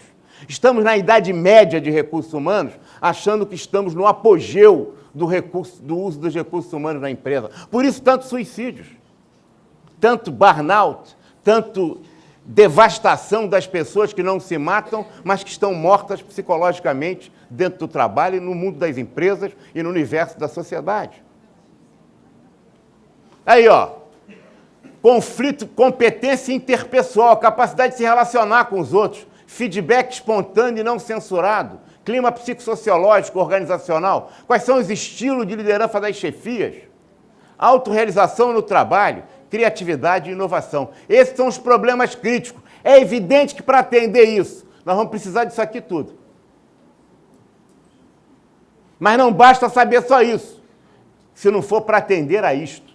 Essa é a diferença.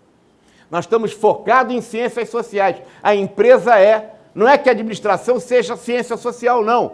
Nós somos aplicadores de conhecimento em ciências sociais e nos valemos para isso da engenharia humana, que é a gestão, as técnicas. Próximo.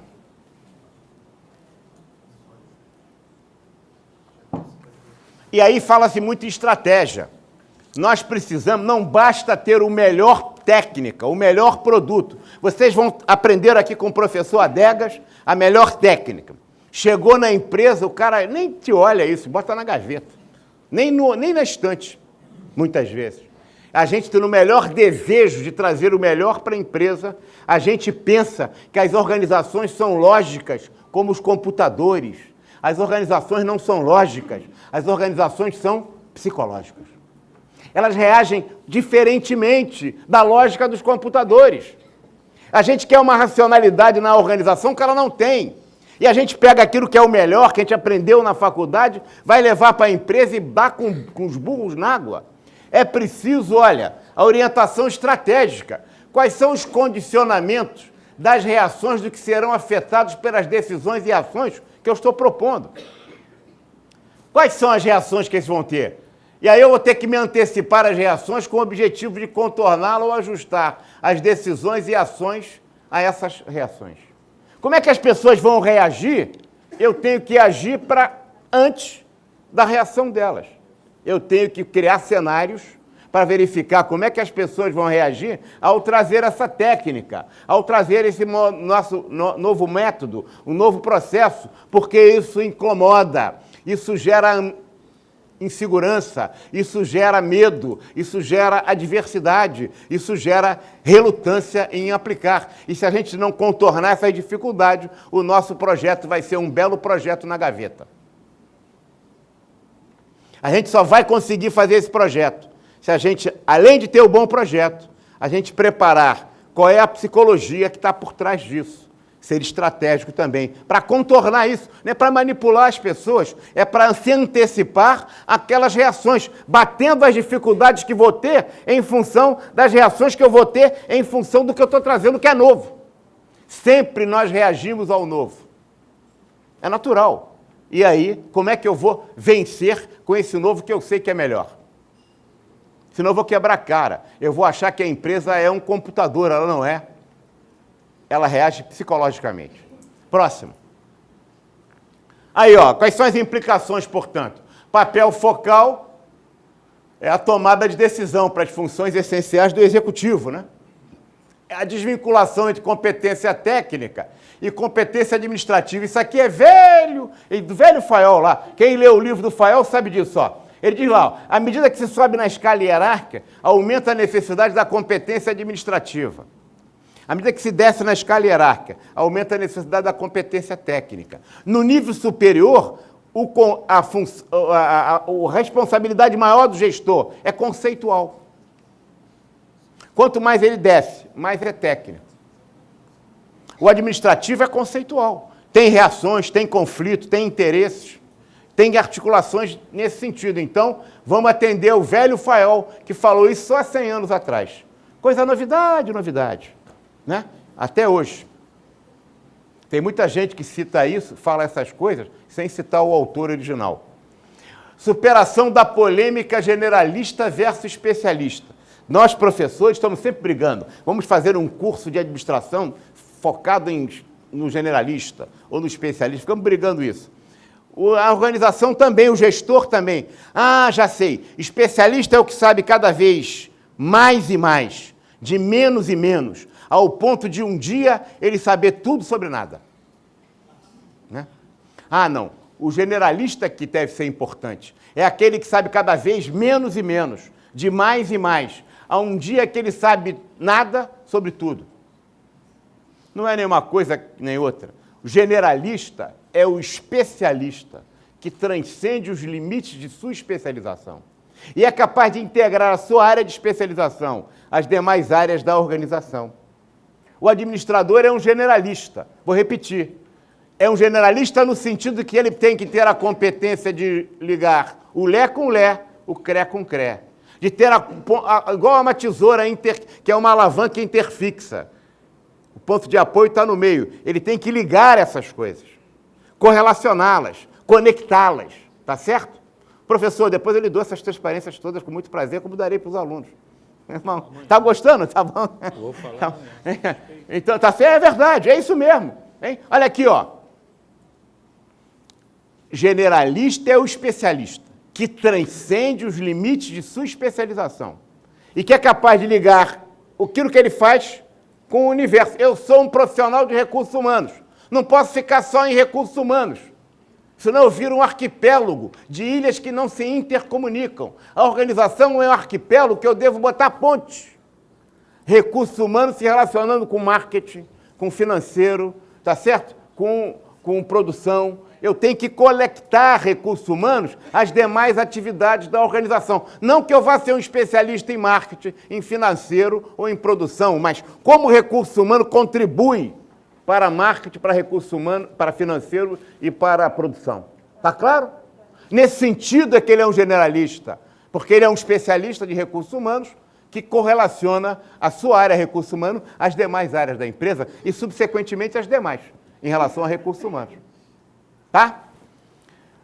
Foco no cliente, isso é importante, né? Já se falou que o cliente é pior do que Deus. Deus perdoa, o cliente não perdoa, né?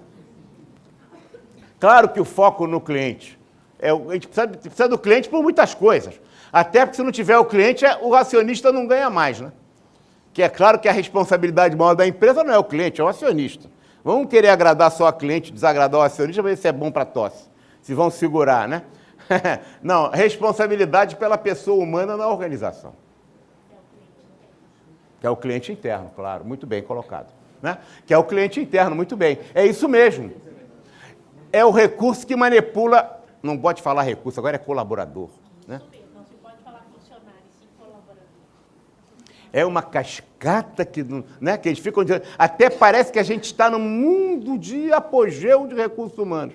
Nós estamos na Idade Média, tirando onda com esse negócio de linguagem, achando que mudou. Se a gente não reconhecer que a gente está muito atrasado, a gente acha que já é o maior do mundo. As jornadas de trabalho hoje estão deixando de ser de 8 horas para 24, sem ganhar por isso. A empresa hoje nos dá, né, smartphone, iPad, o diabo a 4. Será que é para a gente que ela é boazinha ou porque ela quer tirar de nós o máximo? Né? E a gente fica tirando uma onda aí, né, que está tudo uma maravilha, tem que ter crítica, a visão crítica em relação a isso. A responsabilidade social das organizações. Próximo. É preciso encantar o cliente, mas como ela lembrou bem, ó, o nosso cliente interno, ó, que é o empregado insatisfeito, desencanta o cliente. Próximo.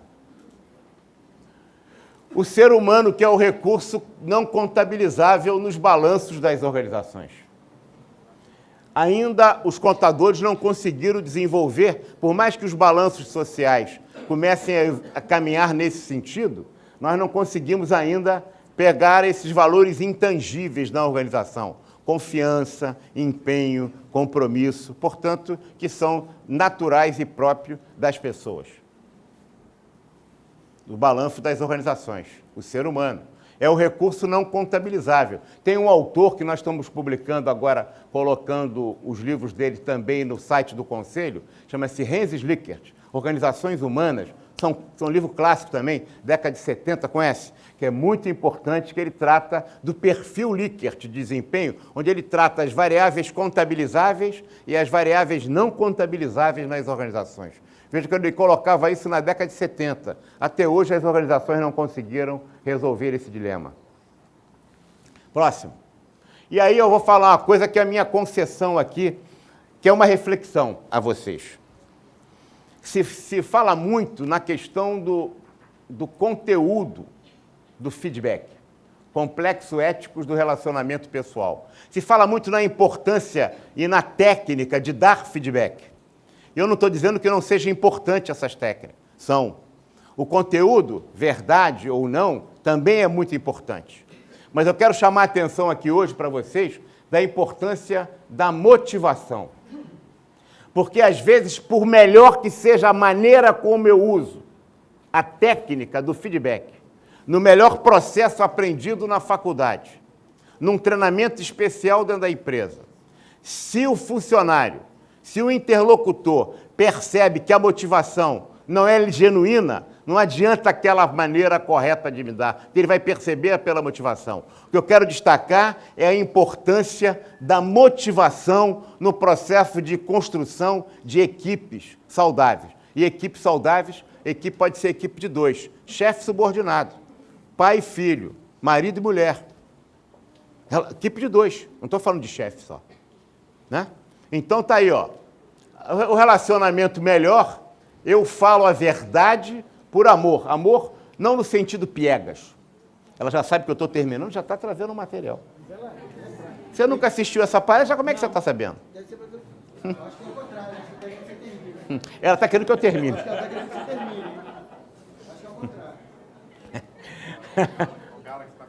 É o Galaxy que está funcionando, está certo. Ele defende o Galaxy. Nós temos aqui um atrito. Verdade, o amor no sentido de respeito ao próximo. Não o sentido piegas de amor, né? Eu falo a verdade porque tenho amor a ele, tenho respeito. A ele, a ela, ao colega, ao circunstante, ao time de 2, a um time de 10, a um time de 3, não importa. Mas a verdade é que às vezes eu falo verdade porque eu estou irritado com a pessoa. E eu só falo a verdade, eu não falo na construção do dia a dia. Eu falo, seu Orlando, eu não estou aguentando mais, eu estou com uma raiva, pego e dou um cacete nele naquele dia. E pego o Orlando e pimba, e meto o e-mail duro, porque eu estou, em verdade, acumulando, ó, há semanas que ele está me enchendo o saco. Não acontece assim com o namorado da gente? Namorada? Né? A gente está aguentando ele. Chega um dia que a gente não aguenta, bota tudo para fora. É tudo verdade. A gente não falou nenhuma mentira. Falou tudo verdade. Pim, pim, pim, pim, pim. Mas o que a gente está querendo é dar-lhe uma porrada. Né? Para ver se ele se manca. Não é assim? É. E aí, ó, verdade e desamor. A gente está querendo, a nossa motivação não é mais o respeito, não é mais o amor. É a falta de respeito, porque ele passou do limite. Acontece isso na equipe? Claro. Marido e mulher, pai e filho, né? Chefe subordinado, colegas de trabalho em equipe. Acontece todo dia. Mas aí o senhor Orlando ficou zangado com a gente.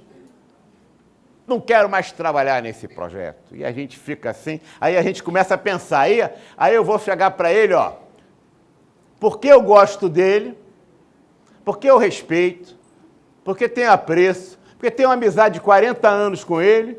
Aí eu vou falar, sabe, senhor Orlando, aquilo que eu escrevi aquele dia, não era no e-mail para você, não era bem aquilo, não. Não é bem, não releva.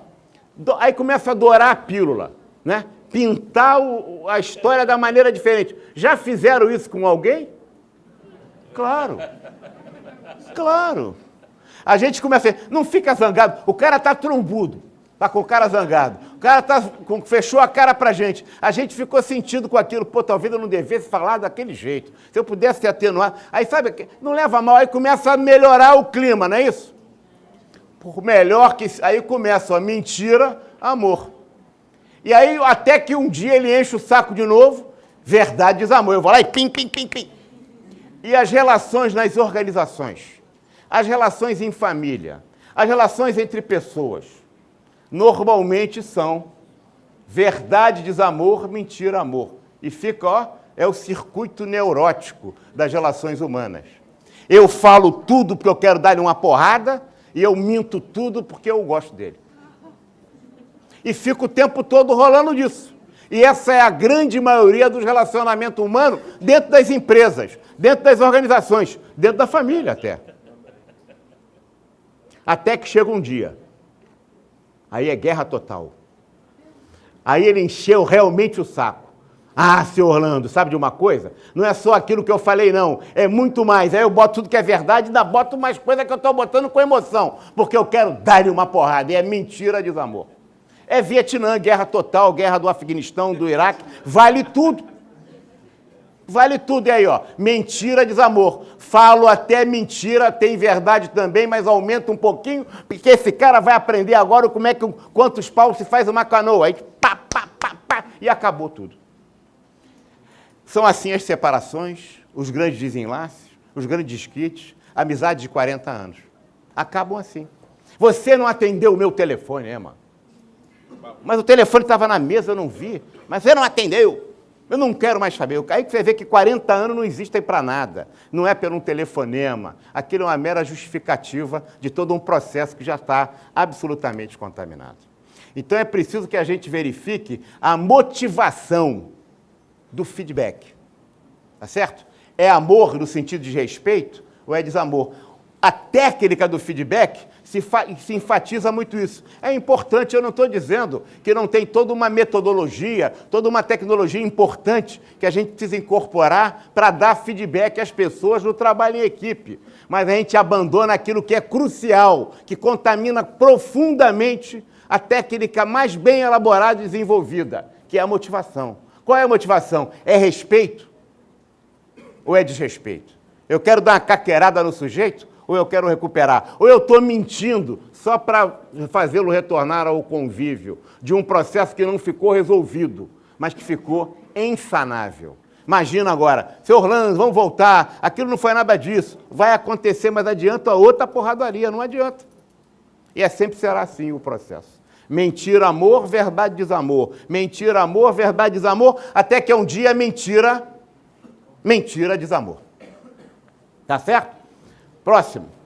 Vamos construir gerentes que duram, que busquem com a maior frequência possível. Eu não estou dizendo que seja sempre, porque o ser humano é o ser humano com seus problemas e dificuldades que todos nós temos e que faz do homem a grande maravilha, né, o ser humano, a grande maravilha na face da Terra. Os ambientalistas não acham isso, não. Né? Acham que são os bichinhos. Mas a grande maravilha da face da Terra é o homem, é evidente. Né? E aí, ó, essa maravilha precisa cada vez mais construir relações que sustentem em verdade, amor.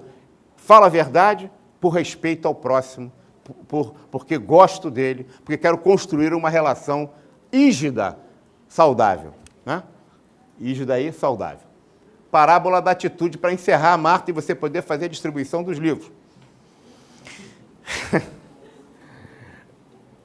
Estava Deus querendo criar, né, o segredo da vida. Aí ele reuniu todos os anjos, arcanjos e querubins. Ficaram todos reunidos na Assembleia Geral com Deus. Ele falou assim, eu quero colocar o segredo da vida para o homem. Como é que faço? Onde que eu boto esse segredo? Aí teve um anjo malandro, falou, já sei, Deus, bota no ponto mais alto da terra, que lá só os privilegiados, só aqueles especiais, só aqueles seres humanos maravilhosos vão conseguir atingir esse ponto, do ponto mais alto da terra. Aí falou, rapaz, o cara vai arrumar logo um helicóptero, vai chegar lá, vai pegar isso fácil, cara. Moleza, vai logo escalar aquilo, qualquer um vai chegar. Agora todo mundo chega lá no Everest, não adianta nada. Fala, já sei, então bota no fundo dos oceanos, no lugar mais fundo do oceano. Falei, vai botar um submarinozinho pequenininho, vai chegar lá. E ficou aquela discussão, a brigalhada, até que algum disse assim, coloque o segredo da vida no coração do homem. Porque dependendo desse que ele tiver no coração, ele efetivamente vai ter uma atitude, e não apenas para construção. Essa atitude do gerente que dura é fundamental, de respeito ao próximo, de entender que a administração é ciências sociais aplicadas, que ele precisa da técnica, mas que a técnica é profundamente perigosa quando ela é utilizada dissociada de uma cultura e de um ambiente. Porque pior do que o político demagogo e irresponsável é o técnico puro, porque o técnico puro é um alienado com poder. Ele utiliza-se da técnica para os seus desígnios de interesse, de poder e de mando, e de comando, e de manipular os outros. Nós precisamos ter muito atenção com a questão técnica, porque a técnica ela está a serviço de uma ideologia, de um conjunto de valores, de um conjunto de atitudes que vão dirigir essa técnica do lado do bandido ou do lado do mocinho. O revólver pode estar a favor de defesa da vítima ou para fazer a vítima do lado do bandido. Nós estamos usando a técnica como? Para construir relações melhores dentro da organização? E encerrando, lembremos sempre, o administrador tem uma contribuição fundamental no processo de construção da sociedade brasileira, transformando as nossas organizações em organizações mais cidadãs. Avançamos muito no discurso legal, mas sabemos que as leis nem sempre são cumpridas, no caso brasileiro. É sempre a empresa que discrimina o negro, o homossexual, a mulher, o portador de deficiência, enfim, o idoso. A mãe, claro, é sempre a empresa o reduto autoritário da sociedade brasileira. E é a empresa, o espaço de trabalho, nossos administradores, para construirmos sociedades e empresas mais justas e fraternas. Não porque nós somos bonzinhos, mas porque isso interessa à construção de um país mais democrático, mas fundamentalmente interessa também aos resultados melhores da organização. E aí afirmamos uma sociedade mais justa e equilibrada, mas também empresas mais eficientes. E, portanto, melhor contribuição para nós, não só como técnicos, mas também como cidadãos. Muito obrigado a vocês.